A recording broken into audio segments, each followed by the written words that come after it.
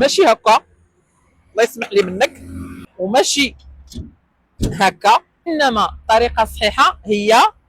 السلام عليكم ورحمه الله تعالى وبركاته. حبذا فوقاش ما جيتي كل صباح قبل ما تطلع الطوموبيل ديالك ضرب بواحد الدويره، كونترولي الرويد ديالنا بربعه، عندك شي وحده فيهم تكون طايحه، ما تبقاش غادي حتى تهبط لك الطوموبيل، سيرتو الا هبطت لك في وسط الطريق ولا في شي بلاصه خايبه.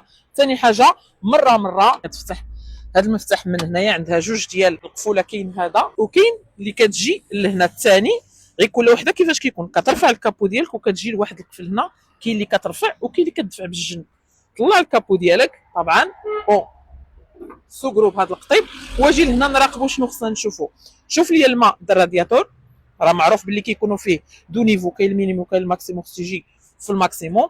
عندك الماء تسوي كلاص، راه مش شحال واحد كيخلي الطوموبيل ديالو ما فيهاش الماء تسوي كلاص، ملي كيحرك تسوي كلاص اذا كانت الغبره كيتخبش له الباربريز. ثالث حاجه نجيو لنا لهنايا الماء اولا الزيت ديال الفران، حتى هو كونترولي، ما تبقاش غادي حتى ما يبقاش ليك كاع، مره كونترولي الزيت ديالك، عندك يكون فيها شي فويت، عندك يكون تقاست من التحت، جبدو ومسح حتى كيصفى بشي كلينيكس، وشوف راه فيه حتى هو المينيموم والماكسيموم ديالك.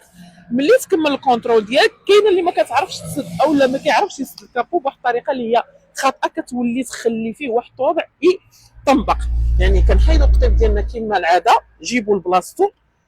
اللي بغيت نوري لكم دابا هو انه كاين اللي كيجيب هذا ويخبطو، لا، وكاين اللي كيحطو عادي يتكي عليه، لا. اشنو هي احسن طريقه اللي هي صحيحه؟ جيبو حتى كيقرب ورخيه كيشد راسو. كاين اللي كيجيبو حتى كيقرب ويتكي عليه، حتى كيهبطو ويتكي عليه، كيولي دوك لاطراس ديال اليدين ديالو هنا اليوم غدا بعدو، كيخلي فيه الضربات في الكابو ديالو. تمنى ان شاء الله يا ربي تكون شي حاجه اللي هي خصكم تبارطاجوها مع بعضياتكم، ولو انها بسيطه خصنا نعرفوها، لانه شحال من واحد او شحال من وحده كتعلم السياقه ولا كتكون مبتدئه ما كتعرفش تكون كونترولي، وكتبقى غاديه حتى كتولي حاجه بسيطه كتخرج لها حاجات اللي هما خايبين. السلام عليكم والسلام على الجميع.